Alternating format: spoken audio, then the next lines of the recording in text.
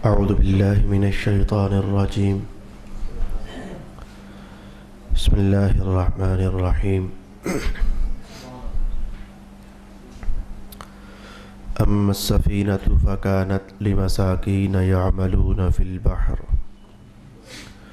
فأردت أن أعيبها وكان وراءهم ملك يأخذ كل سفينة غصبا وأما الغلام فكان أبواه مؤمنين فخشينا أن يرهقهما طغيانا وكفرا فأردنا أن يبدلهما ربهما خيرا منه زكاة وأقرب رحما وأما الجدار فكان لغلامين يتيمين في المدينة وكان تحته كنز لهما وكان أبوهما صالحا فأراد ربك أن يبلغا أشدهما ويستخرجا كنزهما رحمة من ربك وما فعلته عن أمري ذلك تأويل ما لم تسطع عليه صبرا صدق الله مولانا العظيم.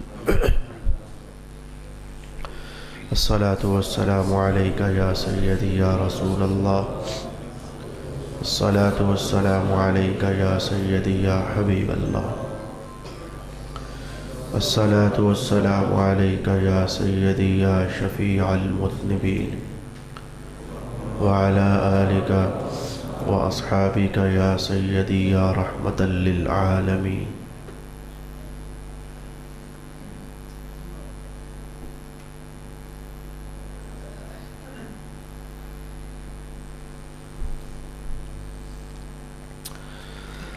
اللہ کے فضل اور اس کے کرم سے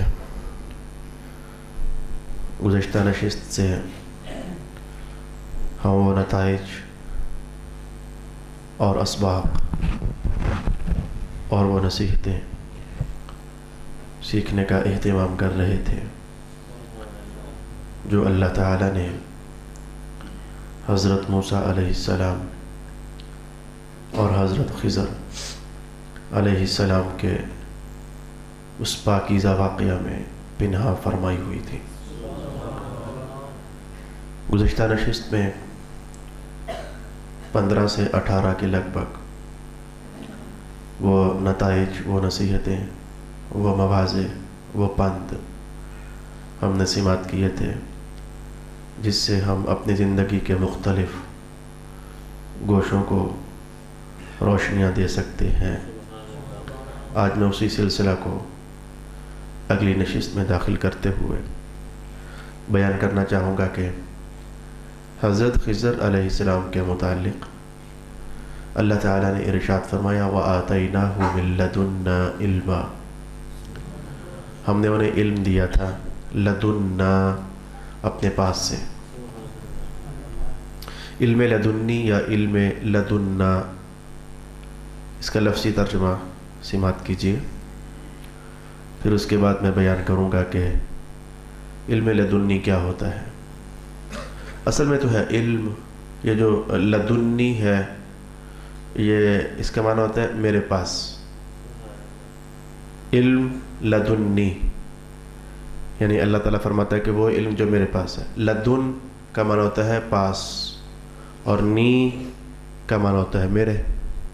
تو اللہ تعالیٰ جب کہے کہ اسے میں نے علم لدنی دیا ہے تو ترجمہ یہ ہوگا اسے میں نے وہ علم دیا ہے جو میرے پاس ہے. کبھی اسی علم کے لیے اللہ تعالیٰ نے لدنا کا لفظ استعمال کیا وَآتَيْنَاهُ مِن لَدُنَّا عِلْمًا. ہم نے انہیں علم دیا. کون سا علم؟ لدنا، جو ہمارے پاس تھا. تو جو علم اللہ کے پاس ہو اس علم سے کچھ حصہ اگر کسی کو مل جائے تو اس علم کا نام ہی پڑ گیا علم لدنی یا پھر علم لدنا. لدنی میرے پاس جو علم ہے، لدنا جو ہمارے پاس علم ہے. یہ ہے اس لفظ کا لفظی معنی. اب میں بیان کرنا چاہوں گا کہ ہمارے مذہب میں، ہماری شریعت میں لفظ علم لدنی کا معنی کیا ہوگا. آج بھی بہت سارے اللہ کے برگزیدہ لوگ ہیں کہ جن کو اللہ علم لدنی نصیب کرتا ہے۔ اس وقت یہ لفظ بطور علم کے استعمال ہوتا ہے، بطور نام، وہ علم جو ڈائریکٹ اللہ تعالیٰ سینے میں اتار دے اور القاء فرما دے، تو اس کے لیے لفظ علم لدنی استعمال ہوتا ہے۔ اب یہ نام بن چکا ہے اس علم کا۔ آئیے میں اس سلسلے میں حضرت ملا علی قاری کی ایک عبارت ہے آپ کے سامنے بیان کرنا چاہوں گا، پھر اس کے بعد مختصر حضرت امام غزالی کی ایک عبارت ہے آپ کے سامنے لانا چاہوں گا، تاکہ ہم سمجھیں کہ شریعت کے ورقوں میں کیا لکھا ہوا ہے کہ علم لدنی کیا شے ہوگی، یا پھر علم لدنا کیا شے ہوگی۔ اگر آج آپ ایک یہ بات جو میں کہنے والا ہوں جان جاؤ گے، اور اس کے بعد ایک اور بات آنے والی ہے وہ جان جاؤ گے، اگر یہ کم از کم 2 باتیں آپ جان جاؤ گے تو یقین جان لیجئے یہ جو بہت سارے لوگ ہیں جنہیں میں اگر بہت سخت جھڑک دوں تو اتنا کہوں گا کہ یہ بازاری لوگ ہیں، بہت سخت جھڑکوں جو مذہب کے نام پر اور پیری مریدی کے نام پر لوگوں کو دھوکے میں ڈال رہے ہیں، ایسے لوگ بازاری لوگ یہ اس سے بھی کم درجے میں ہیں۔ لیکن آپ جانیے یہ 2 چیزیں اگر آپ جان جاؤ گے تو آپ سمجھ پاؤ گے کہ یہ جو بندہ بولنے والا ہے تو اس کی پشت پناہی میں شریعت اس کی مدد کر رہی ہے یا شیطان اس کے پیچھے کھڑا ہے، یہ بات آپ جان جاؤ گے۔ بہت سارے دعوے چلتے ہیں، حتیٰ کہ کہنے والوں نے یہاں تک بھی کہہ دیا کہ اگر ہم نے یہ خلاف شریعت کام کر دیا ہے تو کیا ہو گیا، حضرت خضر علیہ السلام نے بھی تو قتل کیا تھا، لہذا یہ ہمارے باطنی امور ہیں۔ یہ ایک غلط آدمی بول رہا ہے، یہ ہمارے باطنی امور ہیں۔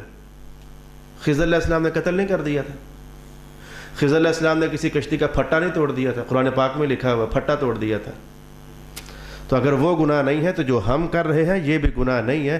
اپنے آپ کو نعوذ باللہ وہ جوڑتے ہیں خضر علیہ السلام کے ساتھ جو کہ اللہ کے نبی تھے۔ تو لہذا میرے بھائی ہم ذرا تھوڑا سا جان لیں پھر ہم آگے بڑھیں گے کہ علم لدنی یا علم لدنا ہمارے شریعت میں کسے کہا جاتا ہے۔ حضرت ملا علی قاری ارشاد فرماتے ہیں کہ علم لدنی ایک نور ہوتا ہے، اور یہ نور اللہ تعالیٰ بندہ مومن کے دل میں ڈال دیتا ہے۔ القى اللہ تعالی فی قلب المؤمن، علم لدنی ایک مخصوص قسم کا نور ہوتا ہے اور یہ اللہ تعالیٰ ایک بندہ مومن کے دل میں ڈال دیتا ہے۔ یہاں تک بھی چلو بات قابل ہضم ہے، اب سنیے۔ اور یہ جو علم نور کی شکل میں بندہ مومن کے دل میں ڈالا جاتا ہے، یہ علم اس کی بنیاد دیکھو تو کہیں نہ کہیں یا قول رسول بنتا ہے یا فعل رسول بنتا ہے۔ یہ جانیے میرے دوست، اصل چیز جس پر میں آپ کی توجہ لگانا چاہوں گا، وغیرہ کیا فائدہ 11 سال آپ کو میرے ساتھ چلتے ہوئے ہو گئے، اب بھی اگر قرآن کی صداقت کو آپ دل میں تھوڑی سی جگہ بھی نہ دے سکو اور ان بازاری لوگوں کی آواز پر فوراً لبیک کہہ دو اور مذہب ہمارا جو کہے اس کو ایک دم سے اب بھی آپ جھٹلاتے ہی رہو، کیا فائدہ آپ کا میرے ساتھ 11 سال قرآن کی صحبت میں آ کر بیٹھنے کا۔ تو علم لدنی ایک اللہ کی طرف سے نور ہوتا ہے جو اللہ تعالیٰ بندہ مومن کے دل میں ڈال دیتا ہے، جس کی بنیاد یا حضور کا قول ہوتا ہے، یعنی وہ جو بات کہنے والا کہہ رہا ہوتا ہے تو چیک کرنا کہیں نہ کہیں جا کر وہ رسول اللہ کا قول نکلے گا، یا اسے چیک کرنا تو وہ کہیں نہ کہیں جا کر رسول اللہ کا فعل نکلے گا، یا اسے چیک کرنا وہ کہیں نہ کہیں جا کر رسول پاک علیہ السلام کا حال نکلے گا۔ تو جو اس پوزیشن کا علم ہوتا ہے اسے علم لدنی کہتے ہیں۔ اس علم کے ذریعے بندہ کیا فائدہ حاصل کر سکتا ہے؟ اس علم کے ذریعے بندہ فائدہ کیا حاصل کر سکتا ہے؟ 2 باتیں میں نے کہنی ہے نا، ایک تو یہ کہ اس علم کی بنیاد یا 3 لفظ بولے، یا قول رسول ہوگا، اس علم کی بنیاد یا فعل رسول ہوگا، اس علم کی بنیاد یا حال رسول ہوگا۔ تو ان تینوں کو اگر میں یوں کہوں علم لدنی کی بنیاد ذات رسول ہوگی تو ذرا بات اور قریب ہو جائے گی ذہنوں سے۔ علم لدنی ایک نور ہے جو اللہ بندہ مومن کے دل میں ڈالتا ہے اور اس نور کا تمام مرجع رسول اللہ کی ذات ہوتی ہے۔ اس علم سے فائدہ کیا حاصل ہوتا ہے؟ جس کو ملتا ہے وہ اس سے کیا فائدہ حاصل کرتا ہے؟ ملا علی قاری ارشاد فرماتے ہیں یعرف بہ ذات اللہ و صفاتہ، اس علم کا نتیجہ یہ ہوتا ہے کہ یہ جتنا جتنا زیادہ آتا جاتا ہے بندے کے دل میں اللہ کی ذات کی معرفت بڑھتی چلی جاتی ہے اور اس کی صفات کی معرفت بڑھتی چلی جاتی ہے۔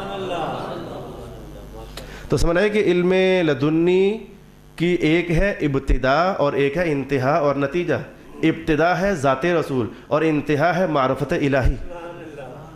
تو اب جو آپ کے سامنے غلط ملت بندہ بات بول کر کے تو کہے کہ یہ ہمارے باطنی علوم ہے، تو آپ کو فوراً جاننا چاہیے کہ یہ جو بات کہی جا رہی ہے، مثلاً ایک بندہ کہے ہم نے اکٹھی نمازیں پڑھ لی ہوئی ہیں، ایک بار ہم رات بھر جاگتے رہے تھے، اکٹھی پڑھ لی ہوئی تھی ہم نے۔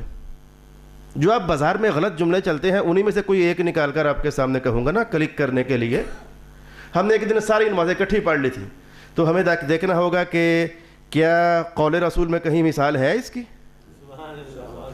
فعل رسول میں کہیں مثال ہے اس کی، احوال رسول میں کہیں مثال ہے اس کی۔ وہ ایک مثال بنتی تھی، وہ بھی صرف 2 نمازوں کی، اس میں بھی حنفیوں اور شافیوں کی اتنی علمی لڑائی ہوئی کہ حضور نے 2 نمازیں اکٹھی پڑھی، وہ اکٹھی پڑھنے پر جو حنفیوں نے سمجھا وہ انہی کا حصہ ہے۔ تو وہ انشاءاللہ کبھی موقع ہوا تو میں آپ کو بتاؤں گا کہ حضور نے 2 نمازیں اکٹھی پڑھی تھی تو راز کیا تھا، کیا موقع تھا، وہ کون سی نمازیں تھیں، اکٹھی تھی بھی یا نہیں تھیں، وہ کیا چیز تھی، وہ ایک الگ چیز ہے۔ تو میں نے کہا کہ اگر کوئی آپ کے سامنے بات کہے، بھیس اس کا فقیروں والا ہو، بھیس اس کا اپنی طرف سے لباس اولیاء والا ہو، اور باتیں کرے اور پھر کہنے کے بعد کہے کہ یہ جی بس اللہ کی طرف سے ہمیں ملتا ہے، الہام ہوتا ہے ہم پر، بس یہ باطنی باتیں ہیں، تو آپ اتنے تو سمجھدار ہو جو میرے مسلمان بھائیوں، کب مرنے کے بعد کیا سمجھو گے، کب تک لٹتے رہو گے، کب تک؟ تو آپ فوراً اس کے قول کو لے کر تول سکتے ہو، اچھا یہ علم باطن کی بات کرتا ہے، یہ علم لدنی کی بات کرتا ہے۔ علم لدنی کی ابتدا ذات رسول ہوتی ہے، انتہا معرفت الہی ہوتی ہے۔ تو نہ تیری بات سے ذات رسول کی خوشبو آئی ہے اور نہ تیری بات سے کوئی اللہ کی معرفت کا نور ملتا دکھا ہے، ہٹ، یہ علم لدنی نہیں، علم شیطانی ہے، فوراً فیصلہ کر لینا بغیر سوچے سمجھے۔ سوچ سمجھ آج لو، جو قرآن کی صحبت میں آج آپ بیٹھے ہو، سوچ سمجھ آج لو، اور اس وقت بغیر سوچے سمجھے فیصلہ کر دینا۔ یہ علم شیطانی تو ہو سکتا ہے، علم لدنی نہیں ہو سکتا، کیونکہ علم لدنی کا تو معنی یہ ہے کہ اللہ کہے یہ علم ہم نے اسے دیا ہے۔ تو اللہ نبی کو تو علم یہ دے کہ نماز پڑھنی ہے، اور کوئی بندہ بول دے کہ نہیں پڑھنی، یہ علم لدنی ہے، لدنی نہیں، یہ شیطانی علم ہے۔ یہ کیسے ہو سکتا ہے کہ نبی کے اوپر علم یہ اترے کہ محبوب نمازیں پڑھنی ہیں، اور یہ بندہ بولے کہ نہیں جی وہ بغیر نمازوں کے بھی، یہ ہمارا جو باطن کا معاملہ ہے۔ میں کہوں گا اعوذ باللہ من الشیطان الرجیم۔ امام محمد بن غزالی کیا ارشاد فرماتے ہیں، محمد بن محمد غزالی رحمۃ اللہ تعالی علیہ کیا ارشاد فرماتے ہیں؟ آپ فرماتے ہیں کہ ایک ہوتا ہے علم المکاشفہ، اور جس کا نام صوفیہ کے ہاں علم المکاشفہ ہے، وہ اپنے مقام پر پھر ایسا بھی ہوتا ہے اور ایسا بھی، 2 طریقے سے اسے سمجھیں گے۔ علم المکاشفہ ایسا بھی ہوتا ہے اور ایسا بھی۔ کیا مطلب علم المکاشفہ ایسا بھی ہوتا ہے اور ایسا بھی؟ علم المکاشفہ صوفیہ کے ہاں امام غزالی ارشاد فرماتے ہیں کہ بندے کے دل پر کشف تب ہوتا ہے، مکاشفہ کے معنی کشف ہو جانا، اور اردو میں کہو تو کسی شے کا کھل جانا، کشف ہو جانا، مکاشفہ کسی شے کا کھل جانا۔ تو اللہ کی طرف سے سینے میں کوئی بات کھل جائے، بندے نے پڑھی نہیں تھی کتاب میں، کوئی اسے بتا کر نہیں گیا تھا، لیکن دل میں کوئی بات کھل جائے، اسے کہتے ہیں علم المکاشفہ۔ کبھی تو ایسا ہوتا ہے کہ علم المکاشفہ کا تعلق مذہب سے ہوتا ہے۔ میں اس کی حدیث پاک سے مثال آپ کے سامنے لاؤں گا، بالکل اس کی مثال حدیث پاک سے آپ کے سامنے لاؤں گا۔ اور کبھی علم المکاشفہ کا تعلق ہوتا ہے لوگوں کے حالات سے، لوگوں کی حالات سے تعلق ہوتا ہے علم المکاشفہ کا۔ اس کی مثال میں قرآن سے لاؤں گا۔ عیسیٰ علیہ السلام ارشاد فرمایا کرتے تھے، جب کوئی بندہ آپ کو ملنے آتا تو آپ فرمایا کرتے تھے کہ مجھے پتہ ہے تو کیا کھا کر آیا ہے، اور مجھے یہ بھی پتہ ہے کہ تو باقی کیا چھوڑ کر آیا ہے۔ یہ 3واں سپارہ ہے، ما تأکلون وما تدخرون فی بیوتکم۔ آپ نے کسی کتاب میں پڑھا نہیں تھا، کوئی آپ کو آ کر بتا نہیں گیا تھا، لیکن کوئی بندہ آتا تو آپ محسوس کر جاتے یہ اللہ کی طرف سے عطا تھی. تو یہ ہے کشف ہو جانا, شے کا کھل جانا. تو نبی کے ذات میں یہ چیز ہو تو صوفیاء میں تو مکاشفہ بولا گیا, نبی کی ذات میں ہو تو اسے معجزہ بول دیا جاتا ہے. بغیر پڑھے, بغیر کسی کے بتائے, کسی شے کا کھل جانا. قرآن حکیم سے مثال ہم نے اس کی لے لی. اور کبھی اس کا تعلق ہوتا ہے کہ مذہبی امور کے ساتھ اس کا تعلق ہوتا ہے مکاشفہ کا. ایک مسئلہ, ایک اللہ کا بندہ ہے, اس نے کہیں پڑھا نہیں تھا, اس نے کسی استاد سے سیکھا نہیں تھا, ضرورت بن گئی, لوگ مسئلہ پوچھنے آ گئے, وہ علم کی رہنمائی اس کے پاس تھی نہیں, تو اب کیا کیا جائے؟ تو اللہ تعالیٰ جلدی سے اس کے سینے پر منکشف فرما دیتا ہے کہ اس کا یہ جواب ہے. تو یہ ہوتا ہے علم المکاشفہ بصورت مذہب, اور علم مکاشفہ بصورت لوگوں کے حالات.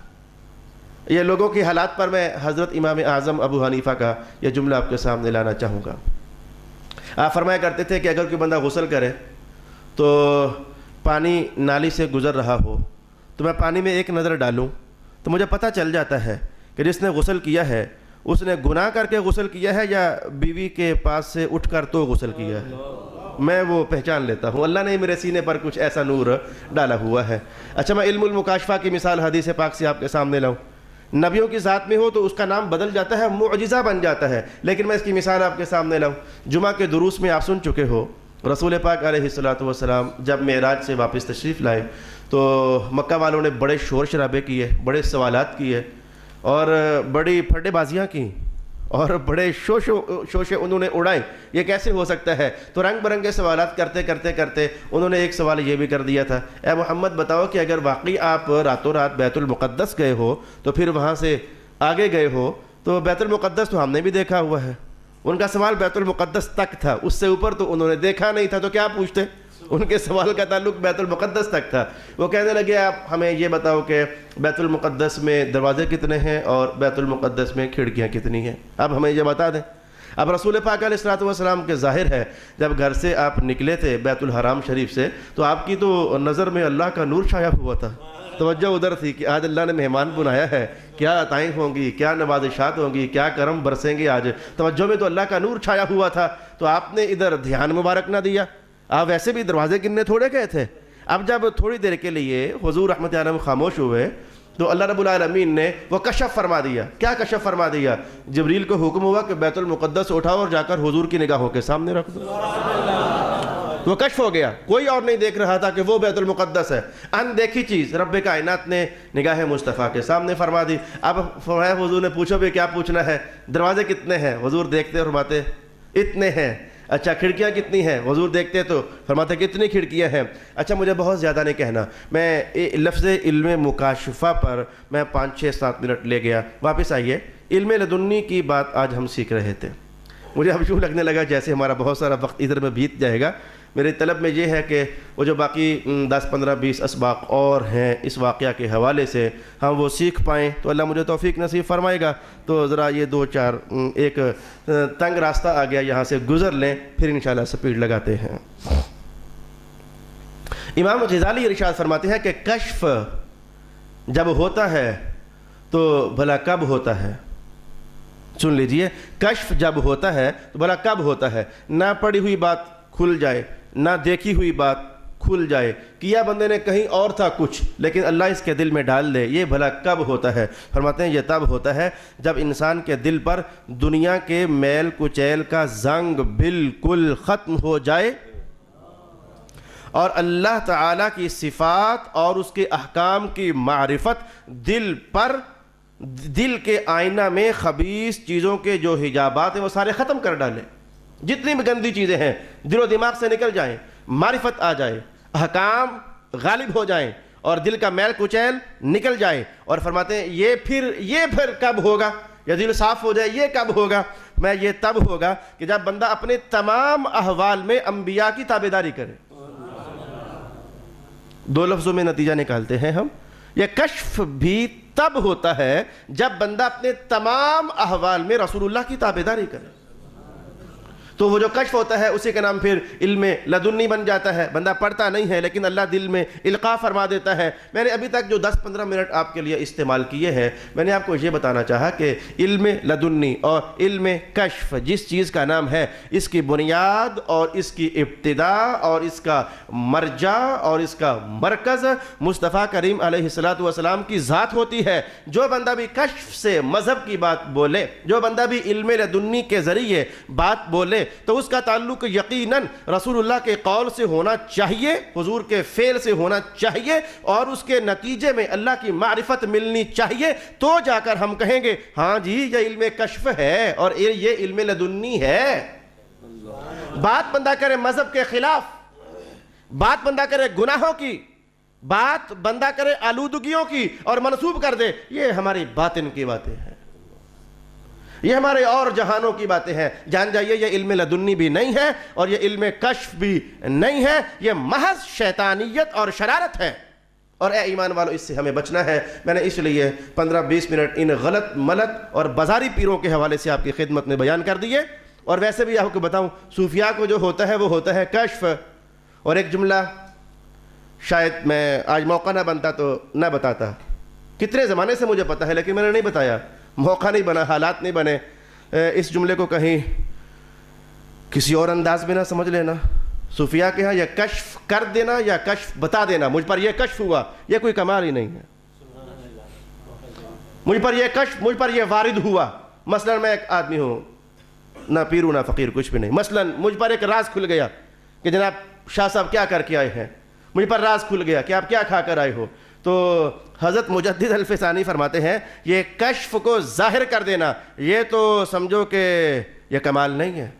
میں نے پھر ابھی تک وہ لفظ نہ بولا جو حضرت مجدد الفسانی نے بولا ہے, میں پھر بدل رہا ہوں بار بار. انہوں نے تو یہ کہا کہ الکشف مثل الحیض, یہ کشف تو درجے میں جیسے خواتین کا یہ حیض نہیں ہوتا, یہ کچھ ایسی بات ہوتی ہے.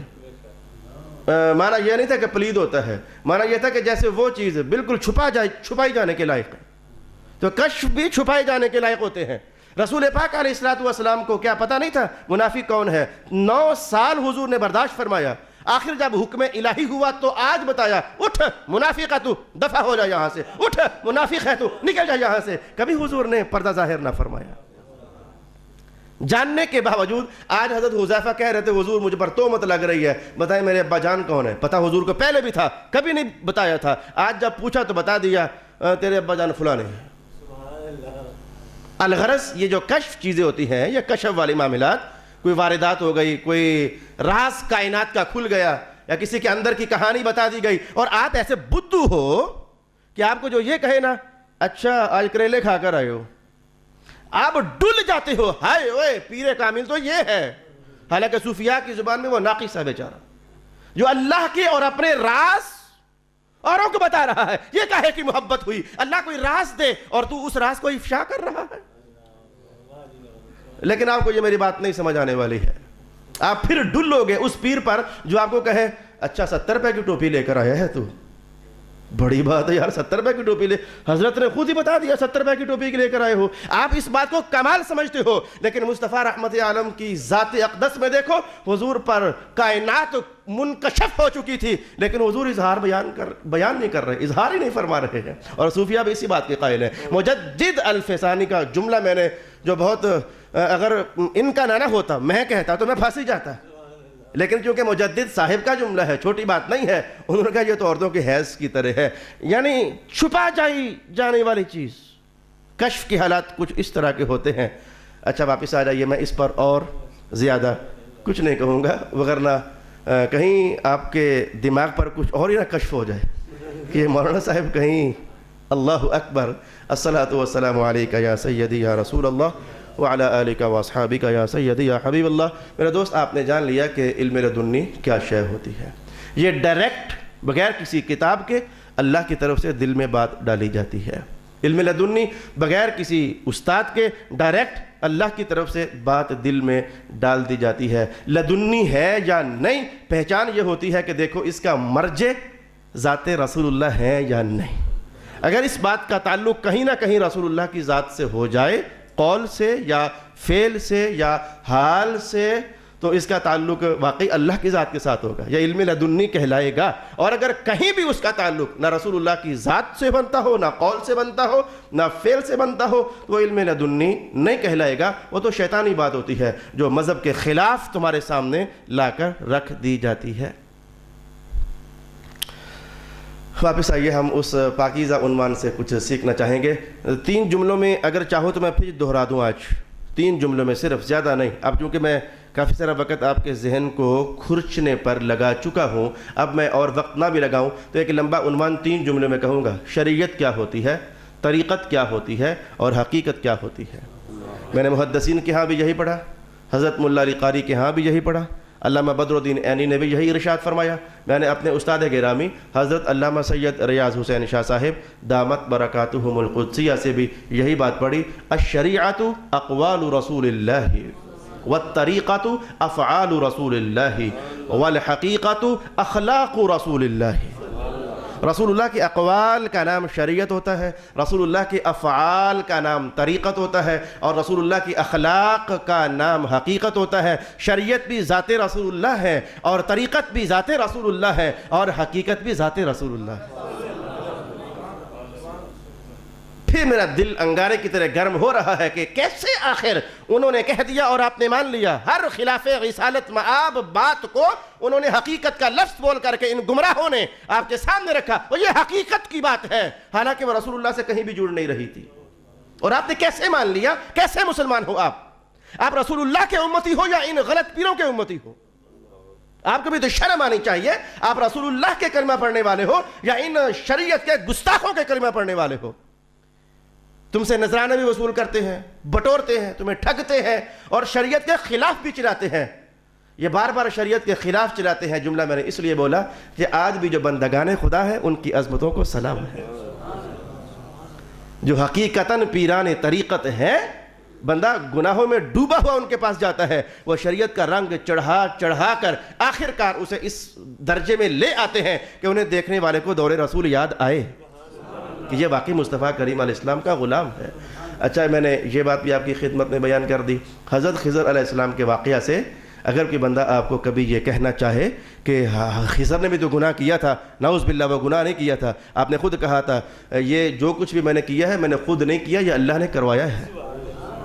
الفاظ سنیے، ما فعلت ذلك ما فعلته عن امری، اس میں سے کچھ بھی میں نے خود نہیں کیا، یہ میں نے نہیں کیا، حالانکہ کیا تو تھا، لیکن کہہ رہے تھے میں نے اپنے حکم سے نہیں کیا، اللہ نے کہا تھا تو میں نے کیا ہے۔ ان کے کرنے پر قرآن بول رہا ہے، تو اے نالائق صوفی، تیرے کرنے پر کہاں قرآن بول رہا ہے؟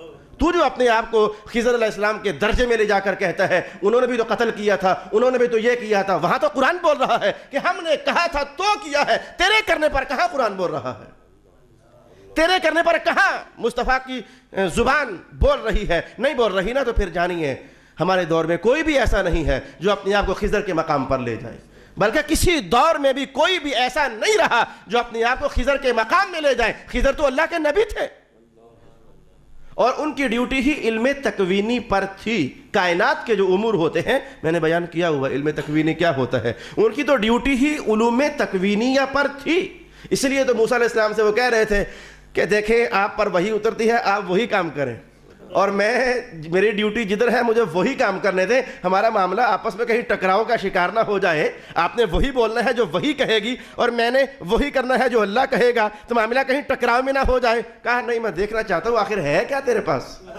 موسیٰ علیہ السلام نے کہا کہ نہیں، میں آخر دیکھنا چاہتا ہوں کہ آپ کے پاس ہے کیا، جس کی وجہ سے رب کائنات نے کہا کہ ہمارا ایک اور بندہ بھی ہے جس کے پاس وہ علم ہے اے موسیٰ جو آپ کے پاس نہیں ہے، میں دیکھوں تو صحیح وہ ہے کیا۔ وہ علم کی طلب تھی۔ آخر کار وہ 3 معاملات تک سفر ہو گیا اور بات آگے بڑھ گئی۔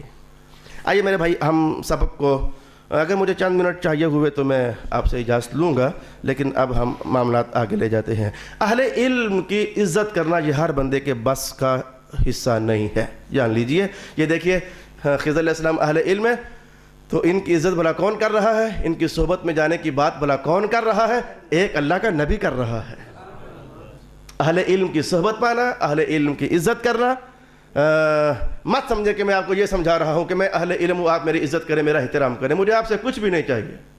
میں تو امانت ہے جو ان بزرگوں سے اکابرین سے پڑھ کر آپ کو سنا رہا ہوں، کہیں شیطان آپ کے دل میں ڈالے کہ یہ مولانا صاحب اپنا میدان سیدھا کر رہے ہیں، نہ کریں میری عزت۔ سینکڑوں لوگ روٹ گئے شہر میں، کبھی ان سے کہا ہی نہیں کہ نہ کبھی صفائی پیش کی کہ جناب غلطی ہو گئی آپ آئیں جی، بھائی ٹھیک ہے آپ کو اچھا لگا آتے رہے، نہیں اچھا لگا تو نہ آتے رہے، بات ختم۔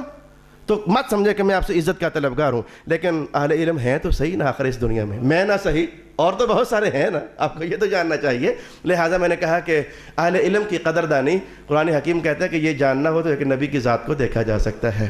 آگے بڑھ جائیے، میں کہوں گا کہ اب یہ ہم سب کا حصہ ہے، اب یہ ہم سب کا حصہ ہے۔ کون سا؟ 15واں سپارہ ختم ہو رہا ہے۔ خضر علیہ السلام نے ایک کشتی کا پھٹا توڑ دیا، آخر کار جب پوچھا گیا تو بتایا کہ دریا کے اس طرف ایک بادشاہ ہے جو کشتیاں جو صحیح ہوتی تو انہیں پکڑ رہا تھا، تو وہ غصب کر رہا تھا، چھین رہا تھا، تو ہمیں اللہ نے حکم دیا کہ ایک پھٹا توڑ دیا جائے۔ جب بادشاہ دیکھے گا کہ اس کا پھٹا ٹوٹا ہوا ہے، وہ کہے گا یہ صحیح نہیں ہے، کشتی واپس آ جائے گی، پھٹا جوڑ لیں گے تو اپنا رزق چلاتے رہیں گے۔ نقصان دیا، پھٹا توڑ دیا، کشتی کا نقصان دیا، لیکن ایک بڑے نقصان سے بچا لیا۔ صرف ایک پھٹا توڑا، کشتی باقی رہی، اگر پھٹا نہ توڑتے تو پوری کشتی ہی چلی جاتی نا آج۔ بس یہاں سے جان جائیے زندگیوں میں ہمارے ساتھ کئی بار ایسا ہوا، ہمارا نقصان ہو گیا، ہماری جان کا نقصان ہو گیا، ہمارے مال کا نقصان ہو گیا، ہمارا بہت سارا اور بھی نقصان ہو گیا۔ ہم چونکہ جان نہیں سک رہے ہوتے، قرآن یہ راز بتاتا ہے کہ شکر کر اسی پر جان چھوٹ گئی، شکر کر اسی پر جان چھوٹ گئی۔ اللہ بہتر جانتا ہے کہ اس کا اتنا نقصان کروا دو یہ بڑے نقصان سے بچ جائے گا۔ اندر کھاتے یہ راز ہوتا ہے کہ یہ بڑے نقصان سے بچ جائے گا۔ اس کو اگر سمجھنا ہو تو میں دوسرے سپارے سے یہ حصہ آپ کے سامنے تلاوت کرتا ہوں۔ عسیٰ ان تکرہوا شیئا وہو خیر لکم۔ کئی بار ایسا ہوتا ہے کہ تم سمجھتے ہو کہ یہ کام جو ہوا یہ اچھا نہیں ہے، بھائی ہمارے لیے یہ اچھا نہیں ہے۔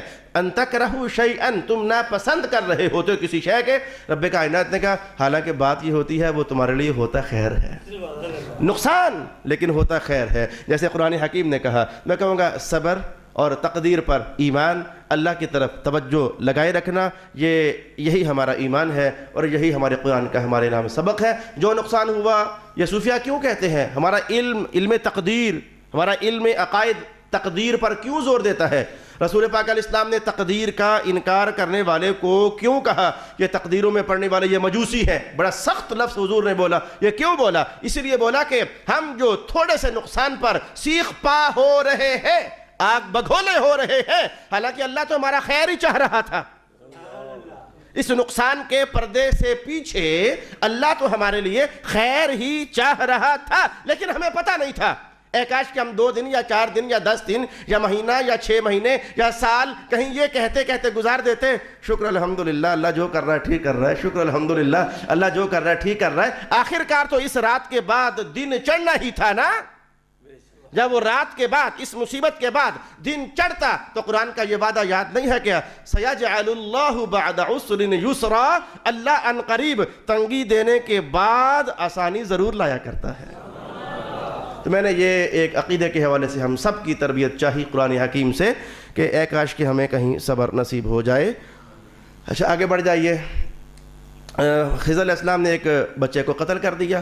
اب اس سلسلے میں ائمہ تفسیر نے اختلاف اگرچہ کیا وہ بچہ تھا یا نوجوان تھا، دونوں طرح کے قول کیے گئے، لیکن مجھے راضی کا کلام اچھا لگا۔ آپ نے فرمایا کہ قرآن حکیم نے کہا وہ بچہ تھا، حالانکہ بچہ کہاں ہے؟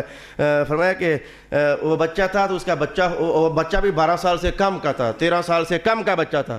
راضی نے کہا قرآن پاک میں لکھا ہوا ہے، وہ کہاں لکھا ہوا ہے قرآن پاک میں؟ وہ 13 سال سے بھی کم کا تھا، 12 سال سے بھی کم کا تھا، کہاں لکھا ہوا ہے؟ امام راضی کہتے ہیں کہ رب کائنات نے اس کے لیے فرمایا ہے کہ وَأَمَّا الْغُلَامُ، وہ جو غلام تھا نا، غلام، اور غلام عربی زبان میں کہتے ہیں جب تک بندہ بالغ نہ ہو جائے اس سے جو نیچے عمر ہوتی ہے اسے غلام کہتے ہیں، اور اگر وہ بالغ ہو جائے پھر اسے رجل کہتے ہیں۔ تو راضی نے کہا کہ وہ لفظ غلام استعمال ہوا جس کا معنی یہ تھا کہ وہ بچہ تھا۔ اب اس پر میں حدیث کے الفاظ اور قرآن کے الفاظ آپ کے سامنے لاتا ہوں۔ ایک بچہ قتل کر دیا، اللہ نے فرمایا تھا قتل کر دو، قتل کر دیا۔ تو موسیٰ علیہ السلام نے پوچھا یہ آپ نے کیا کیا؟ انہوں نے فرمایا کہ بس میں نے اس لیے قتل کیا ہے۔ اللہ تعالیٰ فرماتا ہے کہ وَأَمَّا الْغُلَامُ فَكَانَ أَبَوَاهُ مُؤْمِنَيْنِ فَخَشِينَا أَن يُرْهِقَهُمَا طُغْيَانًا وَكُفْرًا۔ دھیان سے سنیے گا۔ اللہ تعالیٰ فرماتا ہے کہ اس بچے کا جو والد ہے اور والدہ ہیں دونوں، ابواہ، جو اس کے والدین ہیں وہ پکے مومن تھے. تو ہم اللہ جو ہے نا ہم جان رہے تھے کہ اب یہ بچہ کل کو جوان ہوگا تو جوان ہو کر اس نے بننا بدماش، اتنا بدماش بنے گا ان یرہقہما طغیانا وکفرا کہ یہ اپنے والدین کا ایمان بھی چھین لے گا، اپنے والدین کو کہیں یہ کافر ہی نہ کر دے. ہم یہ دیکھ رہے تھے اگر یہ جوان ہو جاتا یہ اتنا گندا نکلتا کہ یہ اپنے والدین کو بھی سرکش بنا دیتا اور کافر بنا دیتا. تو ہم نے کہا کہ نہیں، ان کے والدین کا ایمان بچنا چاہیے، لہذا ہم نے اسے بس ابھی سے اڑا دیا، قتل کروا دیا. بس جن کے بچے مر جاتے ہیں انہیں قرآن حکیم کے الفاظ میں 3 باتیں محفوظ کرنی چاہیے. جن کے بچے بچپن میں مر گئے یا جن کے بچے جوانی سے پہلے مر گئے، ہو سکتا تھا کہ وہ بڑے ہو کر بڑے باکمال ہی نکلتے، ہم نہیں جانتے، لیکن قرآن نے جو راز رکھا اس میں ایک راز تو یہ سمجھیے کہ یہ بھی ہو سکتا تھا کہ اگر ہمارا یہ بیٹا یا یہ بیٹی جوان ہو جاتے تو کچھ ایسے گل کھلاتے کہ شرمندگی سے ہمیں اپنا منہ چھپانا پڑ جاتا. تو اللہ بہتر جانتا تھا، ہمیں چونکہ وہ نتائج پتہ نہیں نہ ہوتے تو اس موقع پر پھر وہی بات، تقدیر، اے مولا تو نے بچہ ہمارا واپس لے لیا، چل الحمدللہ تیرا شکر ہے. نہ جانے کہ اگر یہ بڑھ جاتا، جوان ہو جاتا تو ہمارے ساتھ کیا ہوتا. وہ لوگ جن کو آج تک اولاد نہ ملی، نہ جانے کہ وہاں پیچھے یہ راز ہو، ہمیں کیا معلوم کہ اگر ان کو اولاد مل جاتی تو اولاد کی محبت میں کہیں والدین کافر نہ ہو جاتے یا گناہگار نہ ہو جاتے یا بچے بڑے ہو کر اپنے والدین کا ستیہ ناش نہ کر دیتے. یہ سارے راز اللہ رب العالمین جاننے والا ہے. لیکن ساتھ ہی مولا کائنات نے کہا کہ ہمیں ڈر تھا کہ یہ فخشینا، یہ ڈر تھا، یہ اس کا لفظی ترجمہ ہے. اس کا معنی اللہ کے ہاں یہ ہوتا ہے کہ بھائی اللہ کو یقین ہے، اللہ کا علم یقینی ہے. اور یا پھر یہ جملہ حضرت خضر علیہ السلام کا ہو، اللہ نے ان کو بتا دیا تھا کہ یہ بڑا ہو کر کفر کرے گا، والدین کو سرکش کر دے گا. تو موسیٰ علیہ السلام، خضر علیہ السلام کہہ رہے تھے ہمیں ڈر ہوا کہ جو علم ہمیں اللہ نے دیا ہے نا اس کے مطابق ہمیں ڈر ہوا کہ یہ بڑا ہو کر کہیں کفر ہی نہ کرے، ہم نے اس کو ابھی سے قتل کر دیا. لیکن ساتھ ہی سنیے، فَأَرَدْنَا أَن يُبْدِلَهُمَا رَبُّهُمَا خَيْرًا مِّنْهُ، تو ہم نے چاہا کہ بچہ ان کا مار کر اس سے بہتر شے دے دیتے ہیں انہیں. مجھے بہت مزہ آئے گا جب میں ایک دم سے وہ لفظ بولوں گا. آپ تیار ہو جائیے کہ بیٹا ہم نے ان سے چھین لیا تو ہم نے چاہا کہ جو اس بیٹے سے بھی خیر ہے ہم وہ دے دیتے ہیں. ابن عباس نے کہا پتہ ہے پھر اللہ نے کیا دیا تھا ان والدین کو؟ بیٹی. اللہ پاک نے ان کو ایک بیٹی عطا فرما دی. تو قرآن حکیم نے کیا کہا؟ بیٹے سے بیٹی خیر،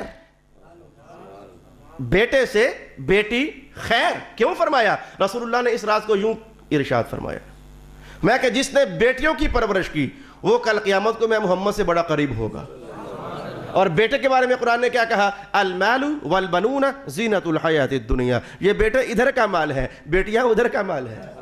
تو رب کائنات نے کہا بیٹا ہم نے لے لیا اور بدلے میں جو خیر تھی وہ دے دی. ابن عباس نے کہا صرف اتنا ہی نہیں کہ بیٹی دے دی بلکہ اس بیٹی کی عمر بڑی، جوان ہوئی، اس کی شادی ہوئی تو اس کے پیٹ سے اللہ جو نسل چلی، اللہ نے اس میں سے 70 نبی پیدا فرمائے. تو بیٹیاں مل جائیں، جھولی میں آ جائیں تو غم نہ کھانا، نہ جانے کہ اس کے بطن سے اللہ تعالیٰ کیسے جلیل القدر علماء پیدا فرما دے. آج نبی تو نہیں ہو سکتے نا، کلیئر سی بات ہے. اللہ تعالیٰ اس کے پیٹ سے، یہ غوث اعظم بھی تو کسی بیٹی، جو کسی کی بیٹی تھی اسی سے پیدا ہونے والے ایک تھے نا. خواجہ غریب نواز کسی کی بیٹی سے پیدا ہونے والے تھے نا. جتنے اولیاء کاملین ہیں یہ کسی کی آخر ان کی ماں آخر کسی کی بیٹی تھی. تم یہاں اس امید پر بھی خوش ہو جاؤ، ہو سکتا ہے کہ اللہ نے جو بیٹی نصیب کی ہے نہ جانے کہیں اس کی نسل میں، اگلی نسل میں اللہ کوئی چاند جیسا بیٹا ہی عطا فرما دے، کوئی اپنا محبوب بندہ ہی پیدا فرما دے. میں فَأَرَدْنَا أَن يُبْدِلَهُمَا رَبُّهُمَا خَيْرًا مِّنْهُ زَكَاةً وَأَقْرَبَ رُحْمًا. اب تیسری بات پر مجھے امید ہو گئی کہ ہم سبق، چند باتیں میں نے کھینچ لی ہیں درمیان سے نہیں بتائیں لیکن میں وقت کے اندر ہی کلوز کرنے سے قریب ہو جاؤں گا. تو پھر آگے بڑھ گئے تو ایک دیوار گرنا چاہتی تھی تو بستی والوں سے کہا تھا کھانا شانا کھلاؤ، انہوں نے کہا کھانا شانا تو کوئی نہیں ہے. تو واپس نکلے تو دیوار گرنا چاہتی تھی، آپ نے ٹھیک فرما دی. موسیٰ علیہ السلام نے کہا ایک انہوں نے کھانا نہیں کھلایا، اوپر سے آپ نے ان کی دیوار بھی ٹھیک کر دی اور اوپر سے آپ نے اجرت بھی نہیں لی. آپ چاہتے تو ان سے کوئی کرایہ اجرت لے لیتے، بھائی ہم نے تمہاری دیوار ٹھیک ہے نکالو پیسے، تمہاری دیوار ٹھیک ہی ہے نکالو پیسے، تاکہ ہم ان پیسوں سے کھانا شانا کھا لیتے. خضر علیہ السلام نے کہا بس پیارے موسیٰ اب بس آپ نے تیسری بار پھر جو ہے وہ ہم سے پوچھ لیا، اب کے بعد ہم دونوں یہ سفر آگے نہیں بڑھا سکیں گے، بس راز میں بتا دیتا ہوں کہ وہ قتل کیا تھا، راز میں بتا دیتا ہوں کہ وہ کشتی کیا تھی، اور راز میں بتا دیتا ہوں کہ یہ دیوار کیا تھی۔ اب دیوار والی بات، تیسری بات، 16واں سپارہ ہمارا شروع ہو چکا۔ تیسری بات، وَأَمَّا الْجِدَارُ، وہ جو دیوار ہم نے سیدھی کی تھی نا ان بستی والوں کی جنہوں نے ہمیں روٹی چھوٹی نہیں کھلائی تھی، تو جو ہم نے دیوار ان کی سیدھی کی تھی، فَكَانَ لِغُلَامَيْنِ يَتِيمَيْنِ، 2 یتیم بچے تھے، تو وہ دیوار اس کے نیچے ایک خزانہ تھا۔ وَكَانَ تَحْتَهُ كَنْزٌ لَهُمَا، وہ دیوار یتیم بچوں کی تھی تو اس کے نیچے خزانہ تھا۔ وَكَانَ أَبُوهُمَا صَالِحًا، اور ان یتیم بچوں کا جو باپ ہے نیک آدمی تھا، صالحاً، بہت نیک آدمی تھا۔ یہ باپ نیک مل جائے یہ اللہ کی بہت بڑی عطا ہوتی ہے۔ تو فرمایا کہ فَأَرَادَ رَبُّكَ، تیرے رب نے چاہا کہ ہم جو ہے اس دیوار کو ابھی گرنے نہ دیں، یہ ابھی تک سلامت رہے، تاکہ جب یہ جوان ہو جائیں تو اپنا خزانہ خود ہی اس میں سے نکال لیں۔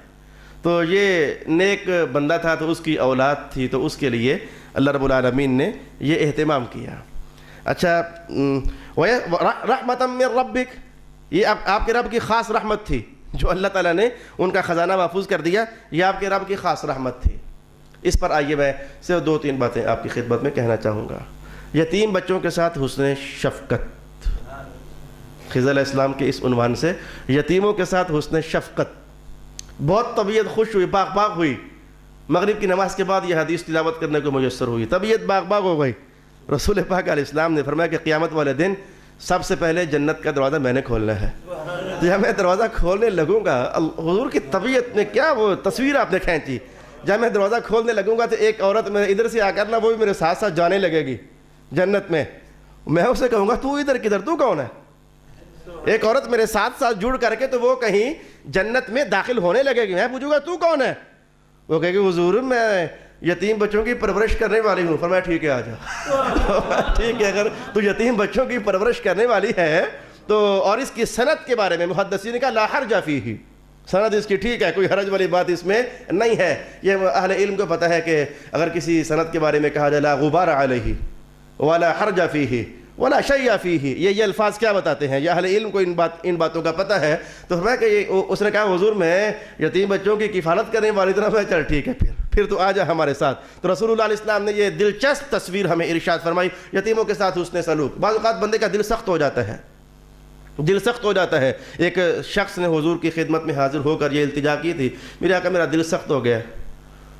تو میں یہ حدیث میں نے جب بھی سنائی نا تو میں نے کہا لگتا ایسے ہے کہ فطرت نے کچھ اہتمام کیا، یہ زخم تھا ہمارا لیکن کہلوا دیا حضور اللہ تعالیٰ نے اسی دور میں۔ زخم تھا یہ ہمارا دلوں کا سخت ہو جانا، لیکن اللہ پاک نے کہلوا دیا اسی دور میں۔ تو کہا حضور دل سخت ہو گیا ہے، کچھ نسخہ؟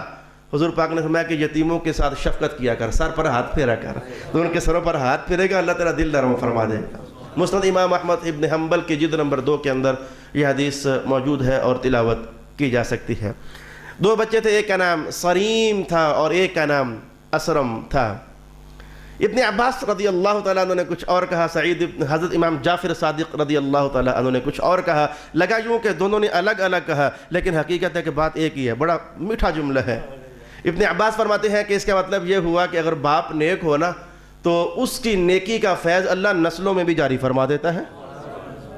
ابن عباس نے اولاد کا لفظ استعمال کیا کیونکہ واقعہ اولاد کا تھا، بچوں کا معاملہ تھا۔ باپ نیک تھا تو ان کے بچوں کے ساتھ اللہ نے کرم کیا۔ باپ اگر نیک ہو تو اللہ کی عطائیں ان کے بچوں کے نام ویسی ہو جایا کرتی ہیں۔ اس پر قرآن حکیم بولا ہے ہمارے سامنے۔ امام جعفر صادق فرماتے ہیں کہ صرف بچوں ہی کی قسمت نہیں تر جاتی، اگر کوئی نیک شخص کسی محلے میں رہتا ہو نا تو اللہ تعالیٰ اس کی وجہ سے پورے محلے پر بھی کرم کرتا ہے۔ اور یہ بات قرآن پاک میں ہے۔ میں سوچ میں پڑ گیا کہ امر اللہ قرآن پاک میں کہاں ہے؟ رب کائنات نے تو صرف یہ کہا کہ ان کا باپ نیک تھا تو یہ اس کے بچے تھے، تو اولاد اور باپ کی کہانی ہے۔ امام جعفر صادق نے کہا نہیں، محلے داروں کی بھی کہانی ہے۔ اگر کوئی بندہ نیک ہو نا کسی محلے میں تو یہ محلے داروں کی بھی کہانی ہے، اس کی وجہ سے اللہ ان کی بھی خیر فرماتا ہے۔ امام پاک آپ نے کہاں سے پڑھا؟ میں قرآن سے پڑھا۔ اب یہ دلچسپ بات ہو گئی، قرآن پاک میں کہاں ہے؟ آپ نے فرمایا کہ میں ایک جلدی سے تجربہ بتاتا ہوں پھر آپ کے لیے سمجھنا آسان ہو جائے گا۔ میں بیبل در سے قرآن دینے کے لیے گیا تو میں جہاں گاڑی کھڑی کرنے لگا تھا نا مجھے دکاندار نے کہا مولانا صاحب یہاں نہ کھڑی کریں. میں نے کہا کیا ہوا؟ کہنے اوپر دیکھیں. میں نے اوپر دیکھا تو وہ ٹائلیں ان کا سیمنٹ اکھڑ چکا تھا, تو ہر آئے دوسرے چوتھے دن وہ ٹائل کوئی نہ کوئی گرتی رہتی تھی. تو کہنے لگے اگر وہ ٹائل گر گئی نا تو آپ کی اسکرین گئی یا آپ کی گاڑی کو چپ پڑ گیا. میں نے کہا ہاں یار واقعی آپ ٹھیک ہے. تو میں نے گاڑی ہٹا لی. تو کوئی دیوار یا اینٹ گرنا چاہے تو کسی گھر والے کے علاوہ اور کو بھی نقصان ہو سکتا ہے. بس میں سمجھ گیا, فوراً سمجھ گیا. امام جعفر صادق نے کہا وہ دیوار گرنے والی تھی, وہ دیوار گرنے والی تھی. تو اگر گر جاتی تو بچوں کا بھی نقصان تھا, وہ خزانہ ظاہر ہو جاتا. اور اگر وہ دیوار گر جاتی تو محلے داروں میں سے کوئی آتا جاتا ہوتا ہے, وہ نیچے آ جاتا تو اس کا بھی نقصان تھا نا. جو دیوار سیدھی کر دی گئی, مانا یہ تھا کہ نیک آدمی ہو تو اللہ اس کے بچوں کو بھی نوازتا ہے, پورے محلے داروں کو بھی نواز دیتا ہے. حضور رحمت اللہ کی حدیث آج بہت زیادہ ذہنوں میں اتر جائے گی. حضور پاک علیہ السلام نے ارشاد فرمایا تھا کہ قرآن اور آل محمد کبھی جدا نہیں ہو سکتے ہیں. جس انداز میں اس قرآن کو مصطفیٰ کی آل نے سمجھا ہے, یہ ہے کشف, یہ ہے علم لدنی جو امام جعفر صادق پاک فرما رہے ہیں. یہ علم لدنی ہے. قرآن میں نہیں نظر آ رہا کہیں کہ ملے داروں کی بھی خیر ہو جاتی ہے, نہیں لکھا ہوا کہیں, نظر نہیں آ رہا. لیکن اللہ پاک جسے وہ علم نوازتا ہے نا, اسے سمجھ آ رہا ہوتا ہے کہ نیک آدمی کی بنیاد پر اللہ تعالیٰ محلے داروں کو بھی خیر فرماتے ہیں. ارشاد گرامی. اچھا, ابن جبیر نے کہا کہ یہ نیکیوں کی جزا بھی اللہ کچھ ویسی ہی دیا کرتا ہے جس طرز کی نیکی ہوتی ہے. یہ مذہب میں باقاعدہ عنوان کئی بار آپ کو بتایا ہوا ہے. جس طرح کی نیکی ہوتی ہے جزا بھی کچھ اسی سے ملتی جلتی ہوتی ہے. ایک مثال کہوں تاکہ ذہن قبول کرے کہ واقعی جس طرح کی نیکی ہوتی ہے جزا کہیں نہ کہیں سے اس جیسی ملتی جلتی ہوتی ہے. مثلا حدیث قدسی ارشاد ہوا کہ روزہ میرے لیے ہے تو اس کی جزا بھی میں دوں گا. اس پر محدثین نے کہا کہ چونکہ روزہ جب رکھا ہو تو یہ کسی بھی حال میں نظر نہیں آتا, دکھانا چاہو بھی تو نظر نہیں آتا, کیا شاید دکھاؤ گے. نماز میں تو ایک ایکشن ہے نا, کوئی نہ کوئی ایکشن ہے نماز کا. حج کا کوئی ایکشن ہے, زکوٰۃ دے رہے ہو کوئی ایکشن اس کا ہے. لیکن روزے کا کوئی ایکشن نہیں ہے, کوئی تصویر نہیں ہے, کوئی حرکت اس کی نہیں ہے. دکھاؤ تو کیسے دکھاؤ. تو چونکہ روزہ ایسا ہے جو دکھ نہیں سکتا, رب کائنات نے جزا دینے کی بات کی نا, میں وہ دے گا جو دکھ نہیں سکتا. کچھ بات ملتی جلتی نظر آئی نا. تو حضرت سعید ابن جبیر ارشاد فرمایا کرتے تھے کہ نیکیوں کی جزا کچھ ملتی جلتی ہوا کرتی ہے. اصل ماجرا یہ تھا کہ وہ جو بندہ تھا نا جس کو کہا بڑا نیک تھا, بڑا نیک تھا, وہ بندہ امانت دار تھا, لوگوں کا پیسہ مارا نہیں کرتا تھا, ان کو دیا کرتا تھا, اور پیسہ لوگوں کا ہڑپ نہیں کیا کرتا تھا. تو نیکی کچھ ایسی تھی کہ پیسہ اوروں کا مارا نہیں کرتا تھا. رب کائنات نے کہا جو پیسہ اس کا ہے وہ بھی مارا نہیں جائے گا. وہ دیوار سیدھی کر دی گئی, اس کا پیسہ بھی مارا نہیں جائے گا. تو اللہ رب العالمین نے اس کے پیسے کی حفاظت فرما دی. اچھا, یہ کیا وہ جو خزانہ ہے وہ کیا پیسہ تھا؟ یہ میں آخری بات لازمی کہوں گا, یہ پھر واقعہ کبھی نہیں آنا, لیکن میں آپ کی چاہت پر کہوں گا. اگر آپ چاہو گے کہ یہ آخری بات ہی بتا دوں تو پھر میں بتا دوں گا, وغیرہ میں چھٹی کر جاؤں گا. یہ بات پھر کبھی نہیں آنی. یہ ایک ہی بار یہ واقعہ ارشاد ہوا ہے. میں علامہ قرطبی کے الفاظ آپ کے سامنے پڑھنا چاہتا ہوں. قرآن حکیم کے الفاظ دوہرے ہیں. فرمایا کہ اس دیوار کے نیچے خزانہ تھا. وہ خزانہ کیا شے تھی؟ کس شے کو خزانہ کہا؟ علامہ قرطبی کہتے ہیں کہ اب خود ہی سمجھو کس شے کو خزانہ کہا. اصل میں اس کے نیچے ایک لوہے کی سونے کی تختی تھی. تو اس تختی کے اوپر 6 جملے لکھے ہوئے تھے. سونے کی تختی تھی اور اس تختی کے اوپر 6 جملے لکھے ہوئے تھے. حضور کی وہ حدیث کتنی سمجھ آج جلدی آئے گی. آج بہت ساری حدیثیں جلدی سمجھ آنے لگ گئیں. حضور پاک نے فرمایا تھا قرآن حکیم کی ہر آیت کے لیے ایک ظاہر ہے ایک باطن ہے, ایک ظاہر ہے اور ایک باطن ہے. اور فرمایا کہ وَلِكُلٍّ مِّنْهُمَا حَدٌّ مُطَّلَعٌ. ظاہر کو سمجھانے کے لیے بھی کچھ بندے اللہ نے بنا دیے, باطن کو سمجھانے کے لیے بھی کچھ بندے بنا دیے اللہ نے. ہر ایک کے لیے ایک جگہ ہے, وہاں جا کر سیکھو. تو علامہ قرطبی نے کہا کہ اس تختی, ایک تو تختی سونے کی تھی, چلو لگا کہ یہ خزانہ ہے, سونا گولڈ لگا کہ یہ خزانہ ہے. لیکن آپ نے کہ اس پر 6 جملے لکھے ہوئے تھے. ہمیں تو لگتا ہے کہ وہ خزانہ ہے. وہ جو 6 جملے لکھے تھے علم کے, ہمیں تو وہ علم کا اشارہ سمجھ آتا ہے کہ وہ جو علم تھا نا وہ خزانہ تھا اصل میں. جو رب کائنات کا علم اگر خزانہ ہو تو وہ کیا لکھا ہوا تھا؟ میں جلدی سے بول دیتا ہوں. سونے کی تختی تھی, ابن عباس کی روایت ہے, علامہ قرطبی نے نقل فرمائی.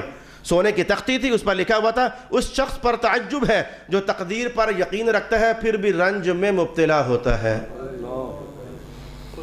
اس شخص پر تعجب ہے جو دوزخ پر یقین رکھتا ہے پھر بھی وہ ہنستا رہتا ہے.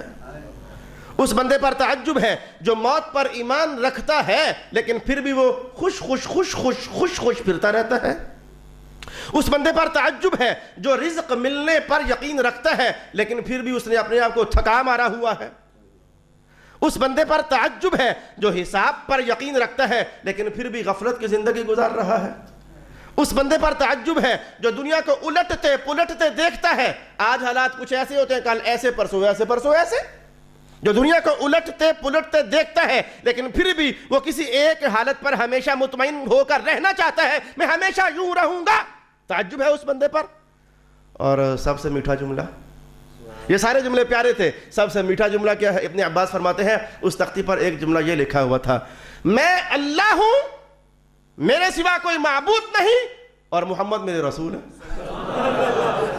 اور یہ واقعہ حضور سے آنے کا بہت پہلے کا، موسیٰ علیہ السلام کے زمانے کی بات ہے، خضر علیہ السلام کے زمانے کی بات ہے. میں اللہ ہوں، لا الہ غیری، میرے سوا کوئی معبود نہیں، وَأَنَّ مُحَمَّدًا عَبْدِي وَرَسُولِي، اور محمد میرے بندہ بھی ہے اور میرے رسول بھی ہے. قرطبی نے کہا کہ جن کو سونا خزانہ لگتا ہے تو اشارہ ادھر ہے کہ دیوار کے نیچے خزانہ چھپا ہوا تھا، گولڈ.